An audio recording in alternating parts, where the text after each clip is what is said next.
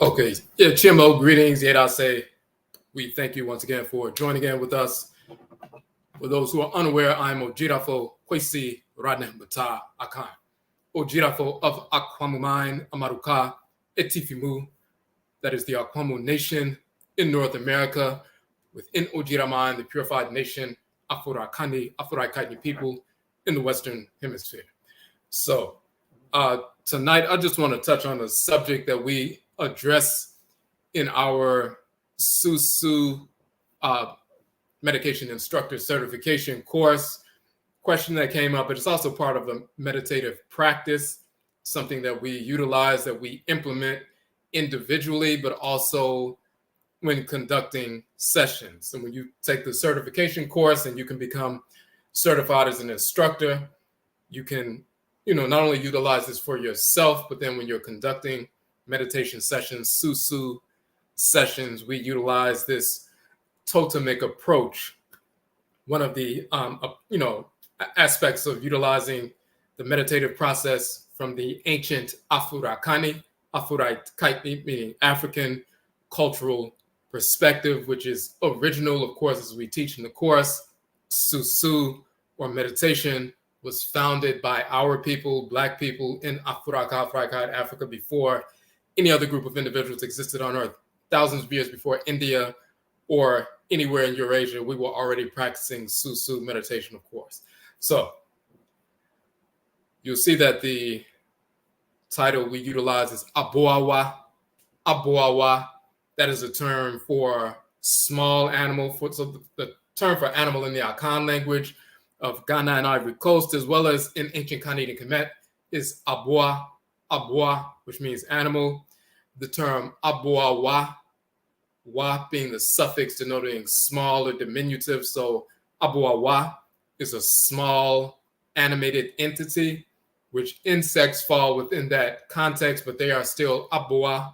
They are still sacred totems. So just like you have animals that have, or for example, you have plants that have, some plants are watery, some are more fiery, like ginger and so forth.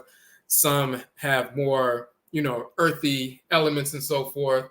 So you have plant life that are totems for different forces in creation, different divinities, different abosom, as they're called in Akan, or Orisha, as they're called in Yoruba, Vodou, as they're called in the Ewe tradition, the forces that govern creation, the forces in nature, for example, the Orisha or abosom that governs solar energy of fire.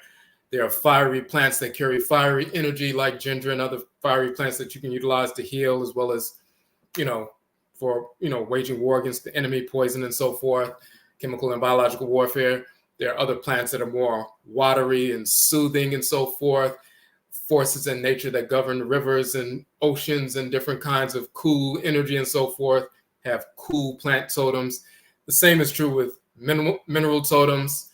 They're different based on the different force in creation. There are different minerals that carry that energy complex. So they have sacred totems for different divinities. As Afurakani, Afuraitkaitnit people, African Black people, we are the human totems, and only Afurakani, Afuraitkait, meaning African people, Black people, are the human totems for the forces in nature, for the abosom, the Orisha, the Vodou, and so forth. But there are also animal totems. Some animals are fiery animals, some are more earthy animals, some, fly through the air and so forth. Some are, water animals and so forth, and they carry the energetic complex of forces in nature that govern fire and water and earth and the atmosphere and various features of creation. So there are plant totems, animal totems, mineral totems, human totems. And those human totems, of course, are always within our community. So the term for animal totem, for example, is akyeneboa in the Akan tradition and so forth. But the smaller animals, the ABOAWA, the diminutive animated entities, are the insects. And we want to talk about the ABOAWA in the context of totemic meditation. Sometimes when people sit down and meditate and they say just focus on your breath or just focus on, the emptiness and so forth. In our culture, we are always seeking to invoke the divinity that governs our head, our matriclan or patriclan divinities that govern our matriclan and patriclan blood circles. as well as our Nanano Nsama for our spiritually cultivated ancestresses and ancestors. We have a direct relationship with the forces in creation as Black people. So we align our thoughts, intentions, and actions with divine order through aligning with the forces in creation. We also get guidance from our spiritually cultivated class of ancestresses and ancestors. The Nanano Nsamafu, as they're called in Akan, they're called Aku and Akutu in ancient Kemet, Egungun in Yoruba, Kuvito and Vodun and so forth. So different titles, but we're talking about the spiritually cultivated class of ancestresses and ancestors who have the right and the responsibility and the capacity to give us guidance and so forth, and replenishing guidance and so forth. So when we're engaged in the Susuw process, the so-called meditation process, we have a specific focus. We seek to align our thoughts, intentions, and actions every moment of every day with divine order. And when we make mistakes legitimately, then we engage the ritual process, which is ancestral religion, which is comprised of the ritual incorporation of divine law and the ritual restoration of divine balance. That means through the ritual process, we incorporate those things, objects, deeds, and entities we need to incorporate in order to align our thoughts, intentions, and actions with divine order. And through ritual, we reject those things, objects, deeds, and entities we need to reject in order to restore balance to our thoughts, intentions, and actions, and thus realign ourselves with divine order. So ancestral religion, no matter what form it takes, whether it's Akan or Yoruba or Basa or Fula or Ovambo or Fang or Lobi or, various forms, as well as the forms that we preserved in our blood circles in the Western Hemisphere, the Hoodoo tradition in North America, which is the Akan tradition in North America, the Juju tradition in North America, which is the Yoruba tradition in North America, the Voodoo tradition in North America, which is Ewe, the Fang tradition, the Ngangan tradition, which is the Fang tradition in North America, the Wanga tradition, which is Ovambo, the various traditions we preserved, the ritual incorporation of divine law and the ritual restoration of divine balance. This is the essence of ancestral religion, the expansive and contractive poles of ancestral religion. It's through these processes that we align ourselves with the Great Mother and Great Father, Supreme Being, perpetually. So part of that process is when we engage the ritual process, whether it's ritual song, ritual chant, ritual prayer, ritual dance, ritual Susuw, or meditation. These are different gateways to the spirit realm. And when we engage in Susuw, we have a specific focus. We want to realign our thoughts, intentions, and actions with divine order through the agency of invoking the forces that govern all of creation and the spiritually cultivated ancestresses and ancestors within our spirit genetic blood circles. So our focus is direct. It's not just abstract. We have a specific focus. And in that process, when we invoke the specific ABOAWA, certain animal totems that are associated with the divinities that govern us, we realign with these forces in creation. So we want to look at that.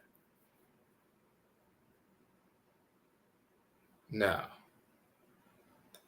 as you can see here, this is the Ajenjensu. That is the Akan term for the dragonfly. That's the image you see on the screen here. Then you see, this is an image from early period in Kemet, and you see the relief sculpture of the dragonfly there as well, sacred animal totem. So we did a short article on Ajenjensu just to give you an example of what we're discussing. And we published this article a while back on our WordPress page. So let's go to that.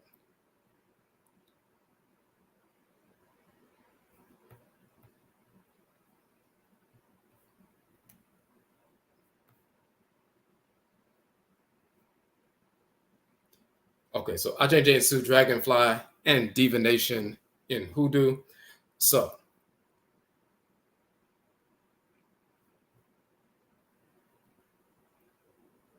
So we're talking about how the Hoodoo tradition is the Akan tradition in North America. So Akan terms like Undu and Kanche.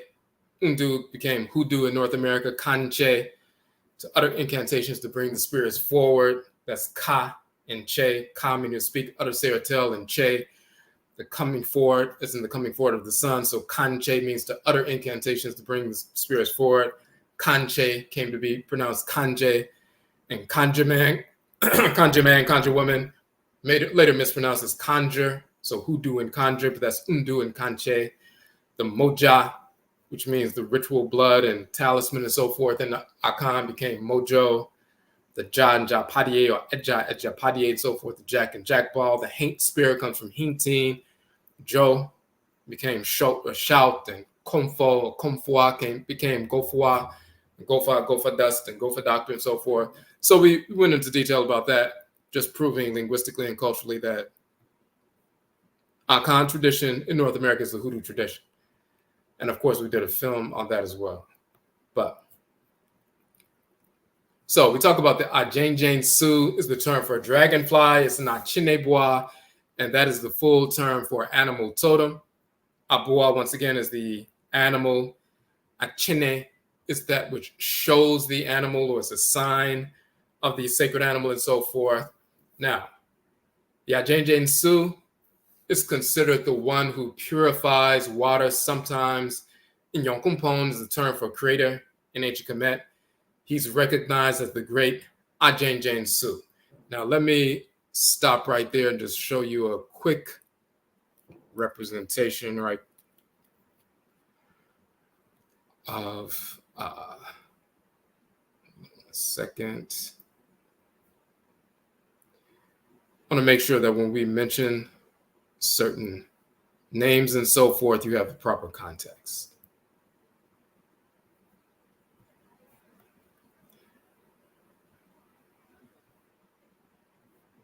Okay, so this is one of the 31 books that I've published. You can download all 31 of the books I published for free from my publications page on the website. But the book was about how the creator of the universe, Ra, and the creatress of the universe, Ra'et, the creator and creatress, work together as a divine unit, as the great spirit of the supreme being. In the Akan language and culture, Ra, his major title is Inyonkumpon, and Ra'et, the creatress, her major title is Inyonkunton. So there's the creator and creatress. So when we mention that, we just wanted to show that we're talking about the same forces in creation. We just have different titles for them. All right. But let me go back to this.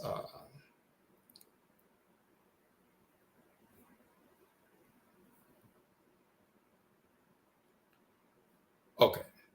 So the Ajenjensu in Akan culture is the one that purifies water, the dragonfly and so forth. Recognize the creator of the universe, Ra, or Yonkumpon, is recognized as the great Ajenjensu, the great dragonfly and so forth. The Akan term Jane means to be pure, clear, still of water, to be sincere, to gaze. And the term Nsu means water. So, hold on a second.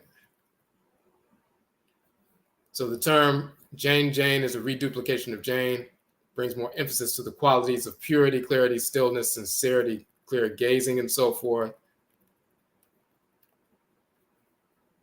Hold on one second. This is WordPress is moving a little slow.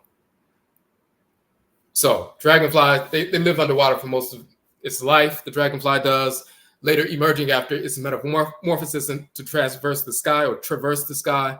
The eyes of the Ajenjensu wrap around his head, giving it nearly 360 degrees in the context of a view of the world. As a sacred animal totem, Ajenjensu carries the power, the tumi, the divine power, the potency to purify, to make clear, and make still for sincerity and clarity of gauging. This is the foundation of the method of Adebisa called water gazing. So, in that context, when we're talking about Ajenjensu, let me just pull this back.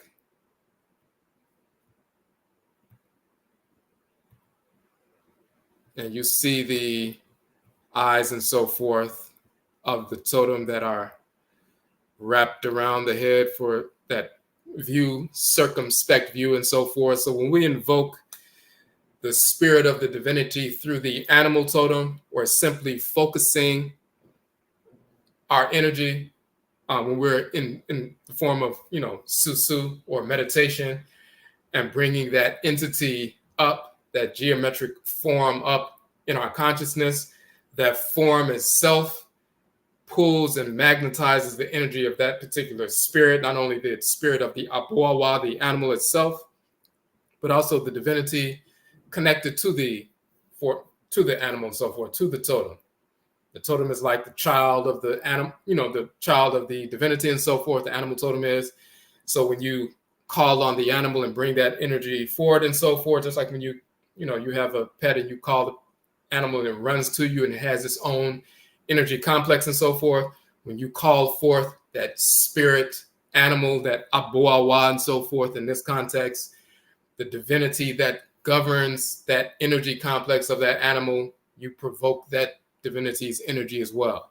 So we call on Susuw as a focal point for Susuw meditation. Then you stimulate the energy of Ra as well as Ra'at in Yonkumpon as well as in Yonkunton, but also you're stimulating that aspect of the divinity's energy that allows you to be still, to be pure, to be clear, to gain clarity when you're, pure clarity, gazing and so forth. And it talked about still like water, purification of the water so you can be still and clear. When you have still water, the still water is clear. Of course, when it's rumbling, then you can't see all the way to the bottom and so forth. But when the water becomes clear and still and so forth, then it's clear and you can see in depth. When you still yourself, you become clear, you can gain clarity, you can see in depth and so forth. That is also a reference towards the form of adebisa or divination, which is called water gazing, where we pour water in a specific vessel or go to a natural body of water, but pouring water in a specific vessel and so forth, invoking the Abosom, the forces of nature, evoking the Nsamanfo, the ancestral spirits, staring into the bowl, and then they communicate with us through that entity, through that structure and so forth. That is a major form of divination throughout, not only on the continent of Afuraka, Afuraitkait, Africa, but also in the Western Hemisphere. That's a major form of adebisa or divination that we utilize in the Hoodoo tradition within our Jasedan, within our shrine house and so forth. And many other, Black traditions do that as well.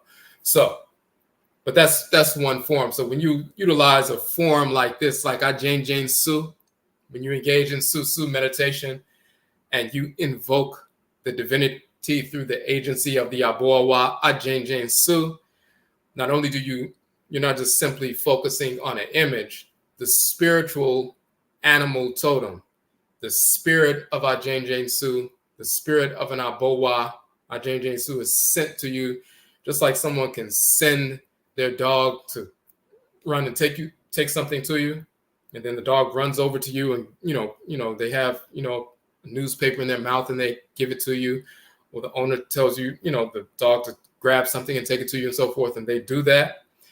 In the same context, the Nsamanfo, the ancestresses and ancestors, will send an animal totem, sometimes a physical animal, to bring a message, a warning and so forth, to show up at a specific time.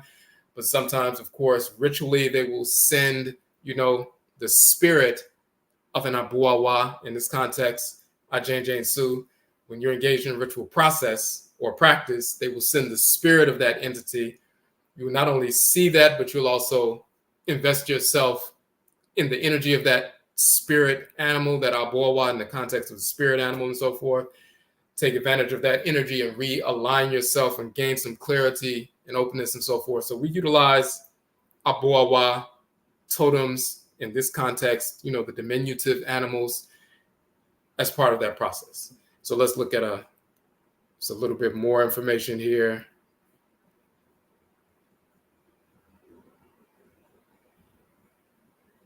So, purified, make clear, make still for sincerity and clarity of gauging. This is why that animal is given the name Susuw, because that's the function that it executes in the world. So therefore, spiritually, it has that same function. We also note that going underwater, and of course we say the dragonfly spends most of its time underwater and so forth before it, turns into this new entity and goes into the sky and so forth. But going underwater is akin to entering into the spirit realm. Going under, as its gateway, is the watery realm. Going under is also related to spirit possession. Going under is related to initiation also, as certain classes of spirits take us underwater to teach Ndu medicine and so forth. So when you invoke an ABOAWA like Akan, like the one who purifies and makes clear and still and so forth, we say we must be still so that we can clearly see. ABOAWA has that panoramic view. So even if you're engaged in ritual practice and the Nsamanfo, the ancestral spirits, send Akan to you, they're showing you that you need to be still so that you can gain clarity. You need to invest yourself in that energy. You need to take advantage of the reality that you can have a panoramic view of any issue so you can understand where the conflicts are and how to resolve them and so forth. They're reminding you of the capacity you have and also what you're doing to put yourself out of alignment with that.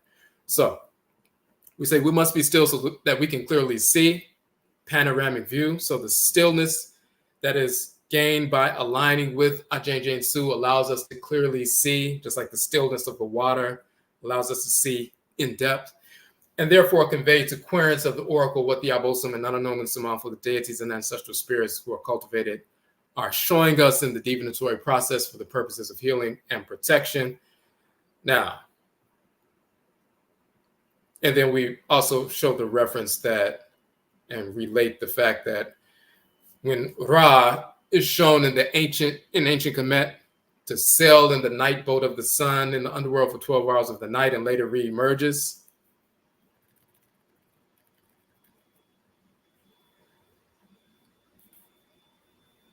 Hold on a second.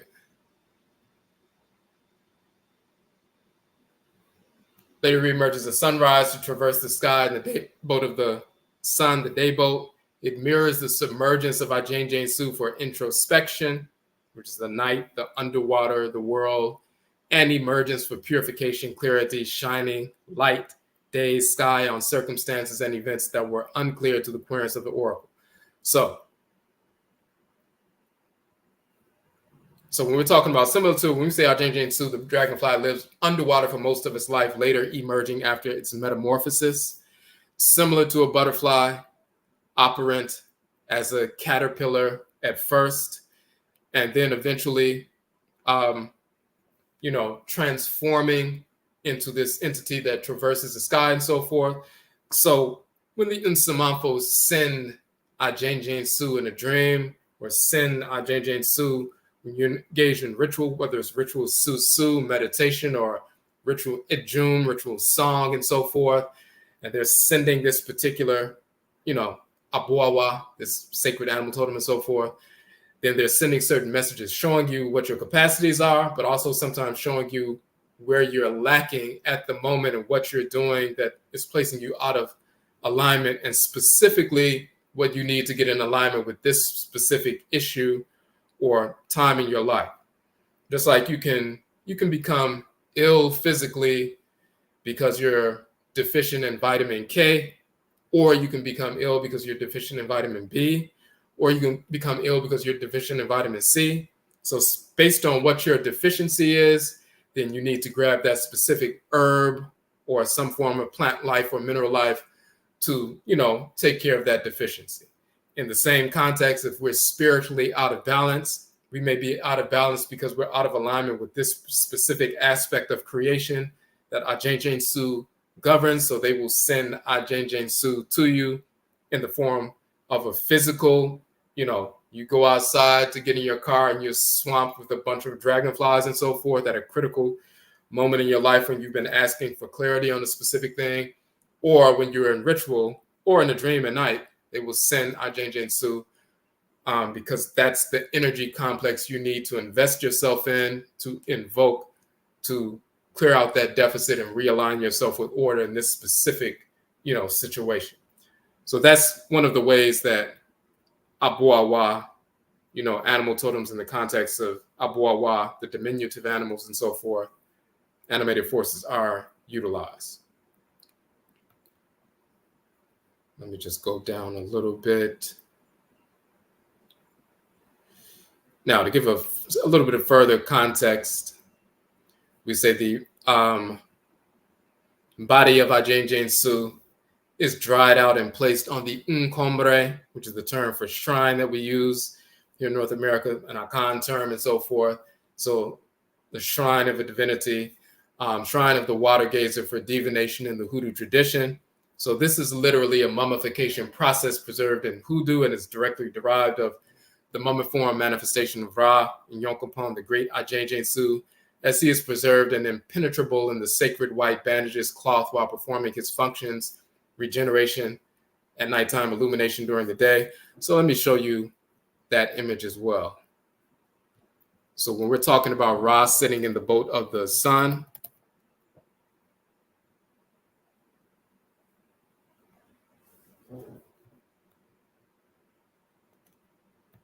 this is one of the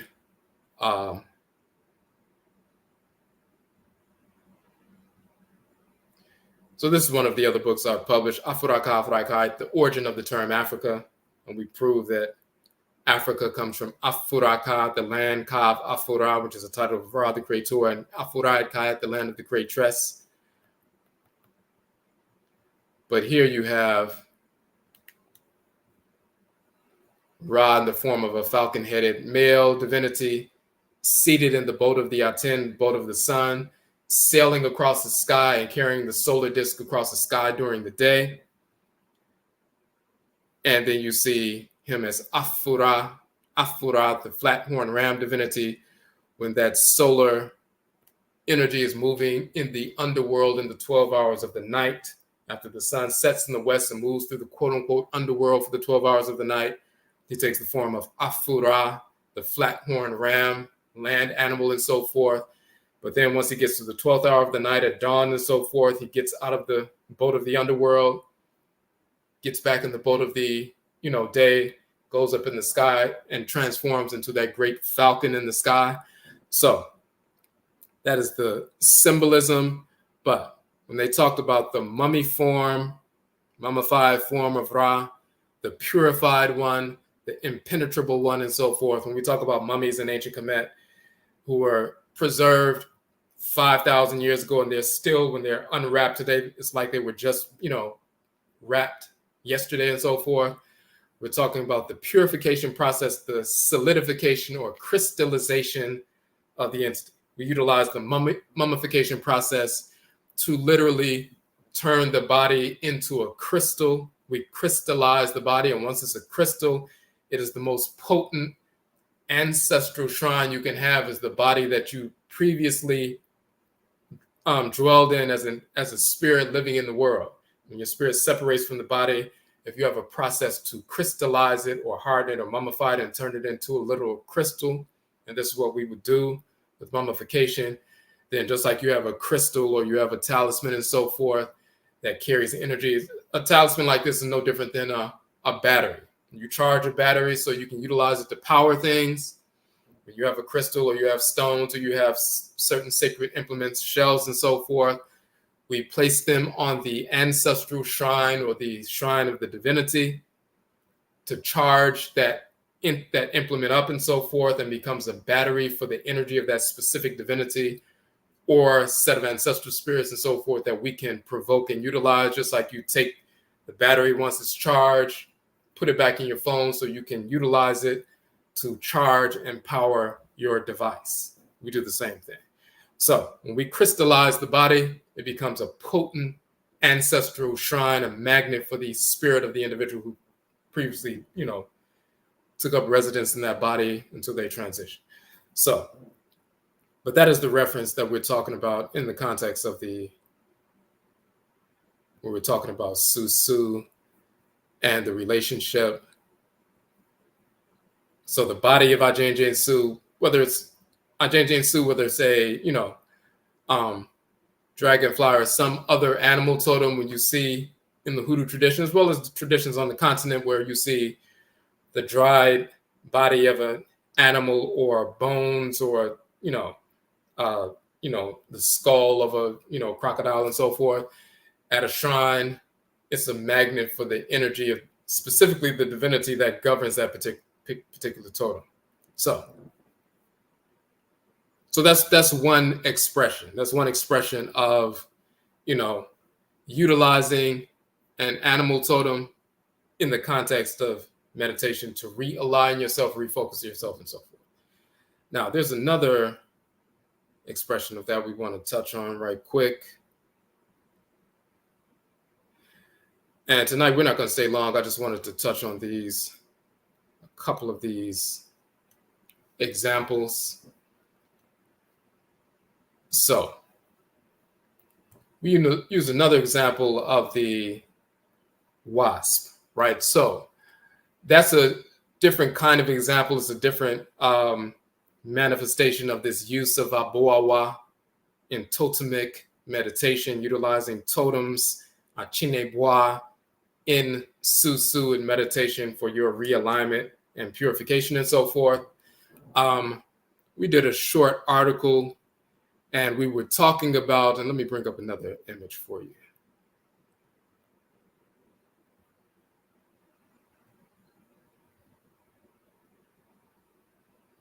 Okay. We're talking about ritual in the context of certain animal totems like this. So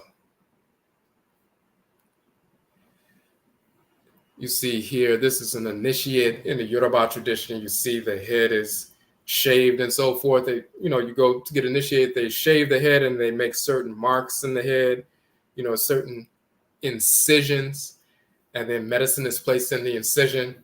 The same is true in the Akan tradition as well. Let me bring up another image for you. And you'll see, just like you see in Ancient Kemet with the priests, heads are shaved, and you see they don't have any facial hair, and they shave their heads and so forth. You see the same thing in the Akan tradition amongst priests and priestesses, as well as, royals. You see them with their heads shaved and so forth. And especially if someone's going through initiatory process, or some form of ritual practice and so forth, but necessary. When the head is shaved, certain marks are made in the head, and medicine, nduru is placed in the incisions and so forth. And the medicine that's placed is connected to a specific force in nature, which makes the body magnetizing for that force in nature to take up residence and possess and so forth. So that's part of that process of making the ritual incision, placing the medicine in the incision to draw the spirit, as a magnet for spirit possession and spirit communication. So we've done that, for thousands of years. We learned that directly from the forces in nature themselves. Where does that come from? Where does that ritual practice come from, and how is it manifest in different ways? So in one of the other books that we published called Kemet Hina Ntoro, The Black Nation and Divinity. And this is another book, of course, you can download for free. We published this book a few years back. We go into detail about the origins of that process as manifest ritually and through the symbolism of ancient Kemet. So this is the book, Kemet Hina Ntoro. And that means the Black Nation and Divinity. And it was comprised of two different articles.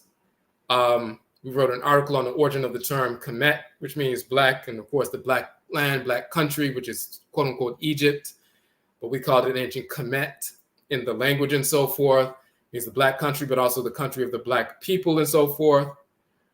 Dark brown people with black undertones. And then we also, so that's that first article, we were talking about the origin of the name Kemet, and then also how it's found in the Akan language as well. So it's Akwamu Jaman and the origin and meaning of the name Kemet. And then the second article, that's the second half of the book, Ntoro, origin and meaning of the term quote-unquote netter, as many people say, or nter, but it's ntoro and Akan. The origin and meaning of the term ntoro, deity, as defined in ancient Kemet and Akan culture. So let's go down to that one, because this is where we talk about the notion of that ritual practice.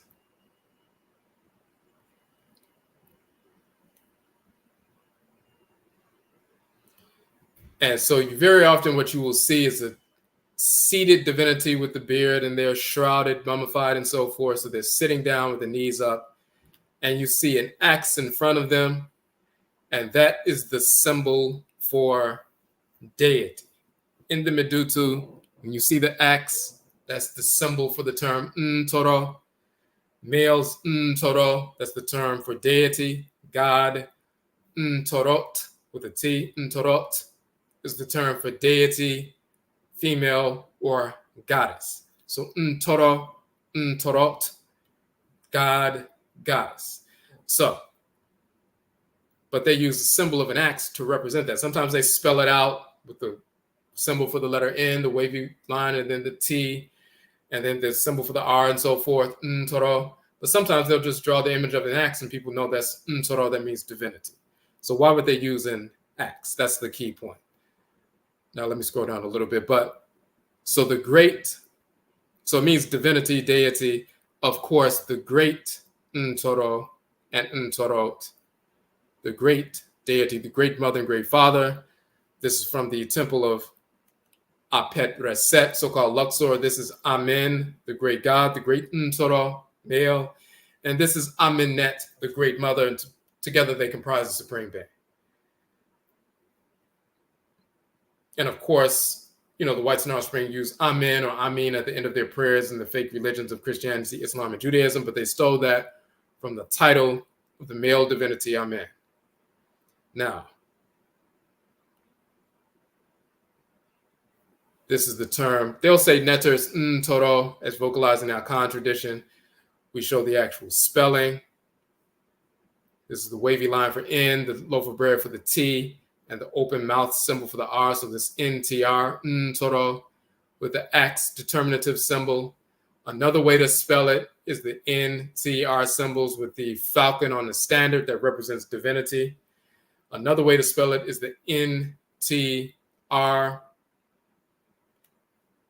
The wavy line is the N, the loaf of bread, the little half circle is the T, the ovular symbol, the open mouth, when you open your mouth like that, that's the sound. So you have NTR here, then the determinative is the X, Ntoro plus the X, or NTR, the wavy line N, the loaf T, and the open mouth symbol R, Ntoro, and the determinative symbol is the falcon on the standard that represents divinity. Or you can spell it NTR and the seated, shrouded figure with the beard and so forth. If it was a female, it would be a female seated, shrouded, or mummified figure. But that represents divinity as well. So Ntoro representing divinity. But the key is, very often they just simply use the axe itself.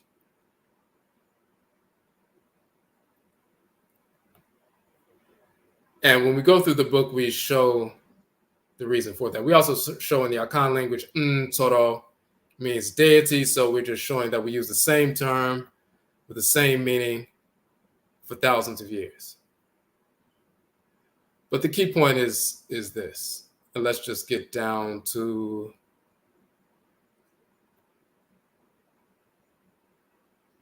here's the symbol of the axe carved on a relief.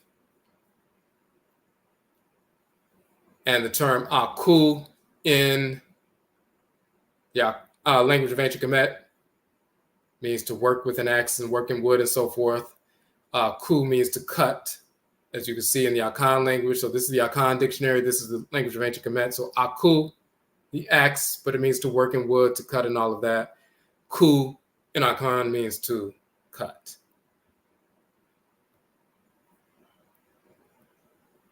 Then you also have Aku, a carpenter. It's as an axe, a battle axe in ancient Kemet, and Akuma, which is a hatchet or an axe in Akan. That's the root is the term ku, meaning to cut. So we just show that to show it's the same word, same meaning, and so forth in the language of ancient Khanid and Kemet, and also in the Akan language. But the key is the word for prayer is mpai, invocation, prayer, supplication. And the reason why the word prayer being mpai is important, because what does mpai also mean? Pi means to strike, smite, to split, to rive, to cleave, to break, to split a piece of wood, to cleave wood, and so forth. So what you have is this notion of the word for prayer. When we say we pray, sound vibrations emanating from us, those sound vibrations, mpai, plural apai, prayers. But the word pi means to split, to cleave. So if you take an axe and you split some wood, pi, you split it, and so forth. The same word meaning to pi or to split something with an axe is also the same word for prayer in the Akan language.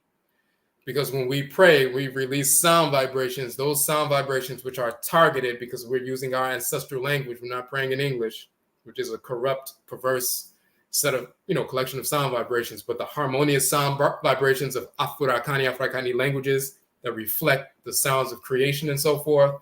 When we speak these ritual invocations and the sound vibrations leave us, those sound vibrations split or cleave or create an incision in the spirit realm, and then it's a gateway that's open that we can move through so that we can communicate with our spiritually cultivated ancestresses and ancestors and the Yabosum, the divinities, in harmony. So the term pi, meaning to split, is also the term pi, meaning prayer, ritual invocation.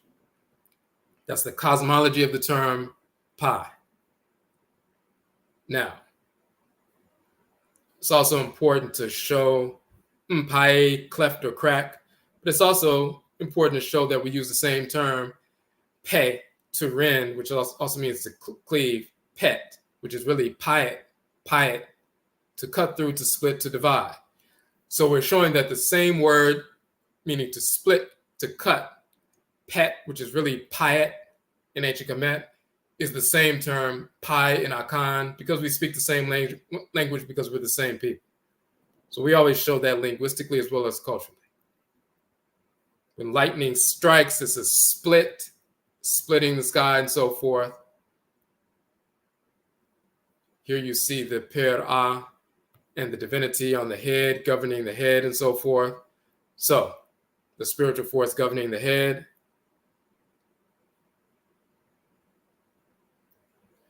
So what the important piece is, like, just like when the, you have shooting stars and so forth, or when the sun sets in the west, and sometimes it's like a red disk and so forth. When the spirits come down to possess us through spirit possession and spirit communication, the spirits come down is akin to an axe splitting or coming down and splitting, that spirit coming down to split the head of the individual and get inside the person and operate through the body of the person through spirit possession to touch and communicate with the community, lay hands and heal, procure herbs from, the forest and show us how to make these herbs into medicine to heal and to protect and so forth. When the spirit gets inside the body, it splits the head. When an axe comes down, it splits. When a spiritual axe comes down, the sound vibrations that split make an incision so we can enter into the spirit realm for spiritual communication and so forth. This is why pi means that. This is why we have an axe for the symbol of a deity. The term for deity is Nsoro. The symbol is the axe, because the divinities are like an axe coming down. Spirit possession is like an axe. It's splitting. So you see us split the head when someone's being initiated, or sometimes for healing purposes, when someone's being initiated as a priestess or priest, akomfoa, and so forth in the Akan tradition, or Yawo in Yoruba and so forth. They split the head and put, medicine in the incision to draw the spirits to them so they get possessed on a regular basis, and they become a vessel through whom the divinities, the forces in nature that animate the sun and moon, stars, planets, oceans, rivers, earth, atmosphere, and so forth, they use the person as a vessel to communicate with the population. So that split, and then the medicine and the spirit comes down. So that's how it's done, through a curated process of priesthood, priestesshood, and so forth. It originally began when the first divinity first, possessed the first male and first female, and spirit possession began to happen. Now, of course, that happens every time a woman gets pregnant. A spirit enters into her body, and that's a form of spirit possession as well, because she's the host of a spirit and gives birth to the child and so forth. But with regard to ritual process, the first time a divinity possessed one of our men and women in the community, that's when this ritual process of priesthood and priestesshood began, a direct communication with the forces in nature, in real time, directly operating through the bodies of the people. But also we have this same ritual process, not only through a human totem where a human priest or priestess can cut the head and put the medicine there and invoke the spirit, and the spirit comes down, but the ABOAWA can do the same thing. And that's how we've maintained ancestral priestesses and priesthoods even in North America. So we talked about this in a presentation at our Echisai conference the first year. You can listen to that whole presentation on this channel. But we talked about this notion of the kabat, the wasp, and so forth. Now, you can have a situation where, if the ABOAWA, the specific animal totem carrying the energy of a specific divinity, is sent to you, just like they can send you a crow if that's your ancestral clan totem. They can send you, a serpent if that's the ancestral clan totem, or send an eagle or falcon, or a cat or a dog, whatever the animal totem is and so forth. And you come across these animals, they will send them to you to bring messages of wisdom or warning or admonition, or direct you towards a certain space where you need to gather some medicine and so forth. But sometimes they'll send an ABOAWA, a diminutive animated force like the kabat, so-called wasp, and so forth, as part of an initiatory process. So sometimes in childhood, sometimes in adulthood. So that wasp is sent by the Insamafo in this particular context. Not every time that it happens, but in a particular ritual context, this wasp is sent and then stings you in the back of the neck or the head and so forth. Or they send a bee, ABOAWA, it stings you and has the stinger is left in your neck or left in your head and so forth. And there's some blood, but then the venom goes down the stinger and gets into the body and so forth. What's just taking place is an animal totem, an ABOAWA, akyeneboa, in this context, akyeneboa, animal totem was sent, split your head, created an incision, placed the medicine or the venom that carries the energy of the divinity that governs that totem into your bloodstream, and now magnetize your blood to in the context of you being a magnet for that particular divinity that's governed by the totem, and also governs you and your clan as well. And now you become, someone who's in service to that divinity. You have the capacity to draw that spirit in much more frequently and easily than you did previously, and you're serving as a vessel for that divinity. So that's happened on multiple occasions, whether it's an ABOAWA insect, or even, some people bitten by a snake and so forth, or scorpion sting, Serket, the scorpion and so forth, and that venom goes into the body and so forth, and the person, they experience that suffering and that pain, but it's also an initiatory process, no different than when the human totem cuts the head and places the medicine in the cut. In this context, the ABOAWA or akyeneboa, the animal totem, splits a portion of the body, places the venom or the medicine in the cut, in the incision, in the bloodstream, and transforms the individual from that point. That's a direct, curated approach to maintaining an expression of priesthood or priestesshood. We've always had that within our tradition. So, hold on a second.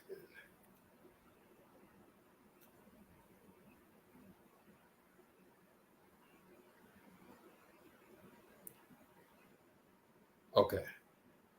So now that was, I'm going to show you this book, the book where it was taken from.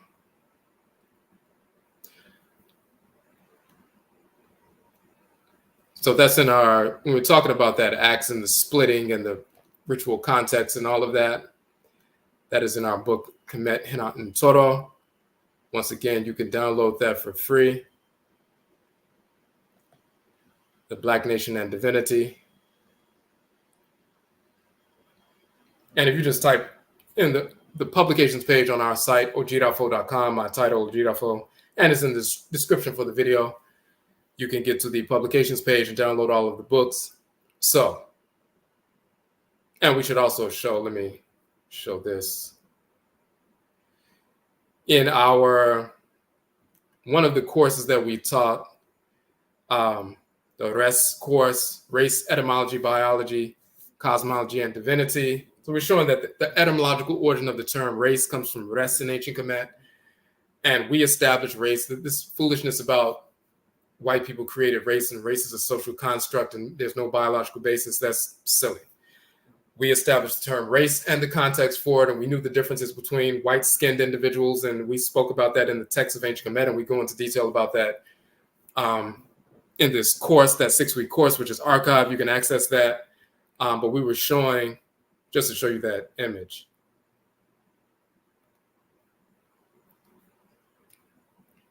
The symbol for the south in Kemet is the sedge plant or the nekeb plant.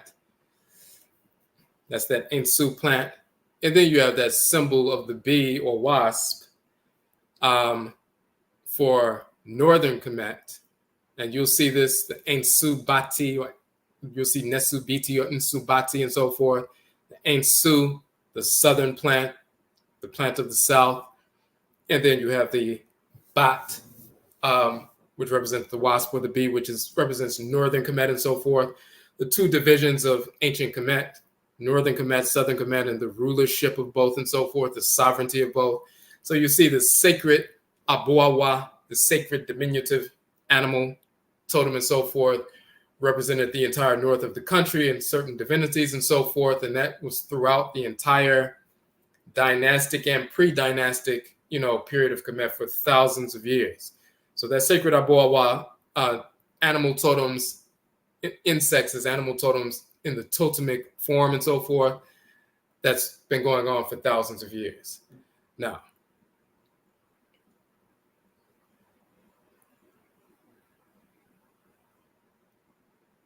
let me just switch over. And of course, if you have any questions on any of that, you can post it in the chat room.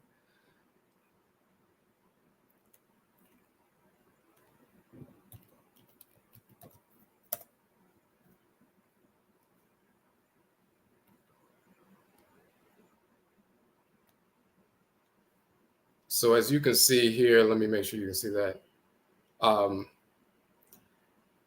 This is the recent flyer for our upcoming meditation instructor certification course. You see Amenhotep, the son of Hapu.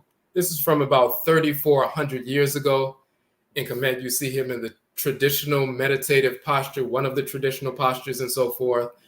You also see this ABOAWA spirit sculpture.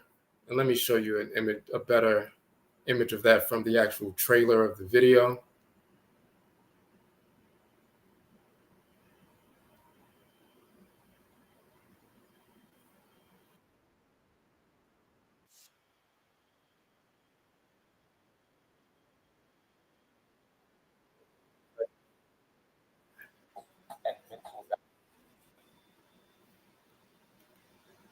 So you see her in her seated posture.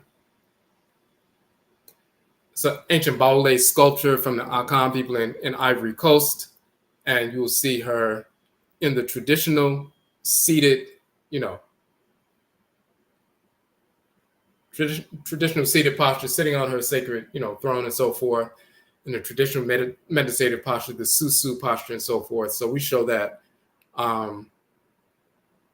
As well as the ancient, so that's from Ivory Coast and West Afuraka, Afuraitkait. Then we also show Amenhotep, the son of Hapu, in the, ancient posture as well. You see them both in the background here. But we have the course coming up on August 5th, which is Monday.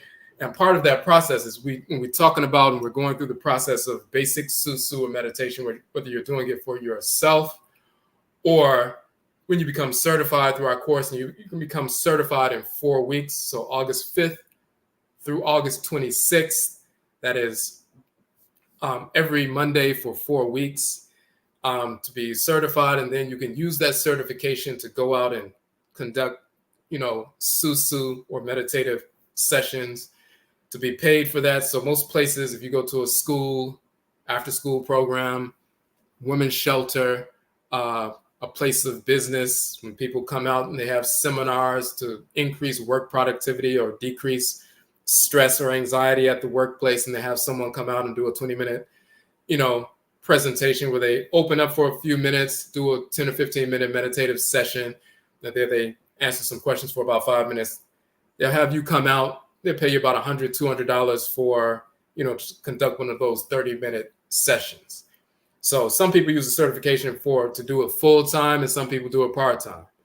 You can do a school one day, a business one day, a community center one day, a group therapy session at a community, mental health organization one day. People will call you out, or a cultural organization, cultural event. They may have a Kwanzaa event or something like that, and they want people to do something meditative at the beginning. Or a presentation, someone may be doing a lecture on traditional culture or, something spiritual or cultural, and they want you to come out and, do a presentation, meditation to get everybody on the same page initially. So this is the reason we created the certification course. We have been teaching Susuw, the ancient term for meditation, from the grounded perspective, the Afurakani, Afuraitkaitnit perspective for 20 years. We first published on it 20 years ago in our Patah Sasatim book, another book that you have on the, that you can download for free from our website. But we started doing the certifications this year. So the next course, the final course for the summer, is August 5th, which is next Monday, and you can sign up for that. And we have some more information on the site regarding that. But in that process, we talk about, a step-by-step process of practicing basic Susuw meditation. And part of that, one of those options is utilizing ABOAWA and Totemic, meditation as a focal point to realign yourself with order, invoking through imagery one of these sacred ABOAWA, animal totems, and so forth, as part of the meditative process, as opposed to just, focusing on nothingness or the abyss or things like that. Because we're doing it from an original Afurakani, Afuraitkaitnit perspective, African perspective, as opposed to the corruptions that manifested in India and Asia later on, once they learned about meditation from our people. So, okay, so any questions on any of that?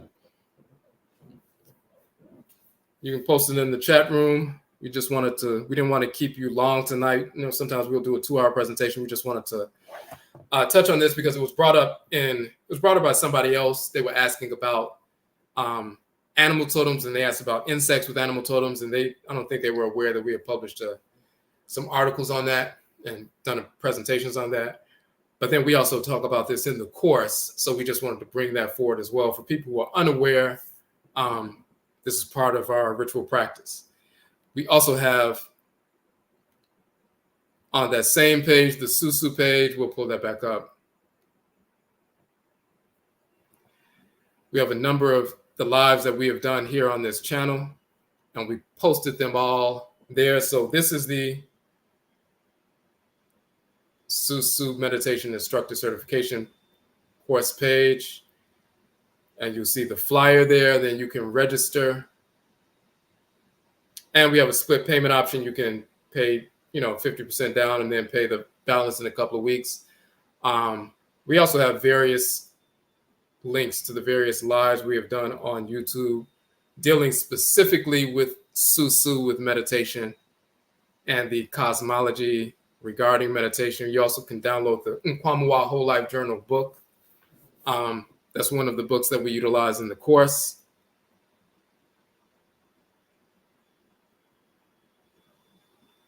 And one other piece we also touch on is this one. You'll see that we have the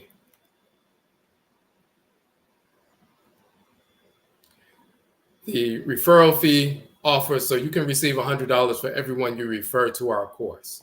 So if you refer somebody, even if you're not ready to take the course next week, if you want to wait until the fall to take the course, but if you still want to refer someone who's ready to take the course and start some entrepreneurial work, once they register and sign up for the course and pay their registration fee, then we can PayPal you or Venmo you or Zelle you $100 as a referral fee for referring the individual to us. If you refer one person, you receive $100.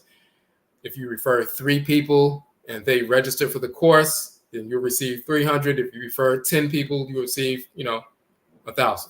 But that's a way for us to reach more people. For those of you who know the work that we're doing, you reach out to the people you know. If those people have been interested in learning about how to conduct Susuw meditation sessions and to get paid for that, and they can set up their own schedule and become self-employed at least part-time, or if they want to do it full-time, people who are ready for that, you can get a referral fee for referring them. Or you can also, of course, you can take the course yourself. You can still take the course and still refer people. And when you refer people, a couple of people, that will pay for, once you get your referral fees, that'll actually pay for your course. So, or reimburse you for your tuition for the course. All right.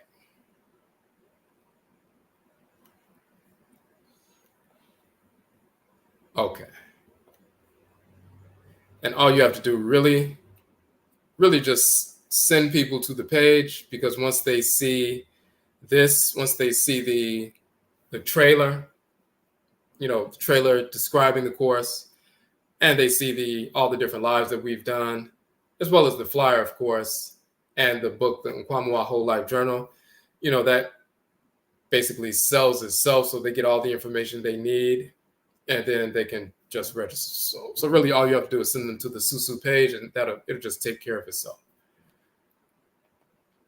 All right.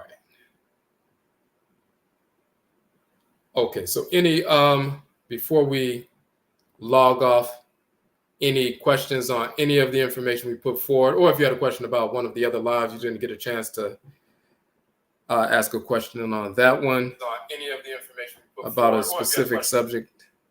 Just want to make sure I didn't miss anything. Okay, so once again, Yedase everybody for joining in with us. If you have any questions, of course, hit us up via the email associated with this account, or we're on Instagram as Odwirafo, Facebook, Twitter, TikTok.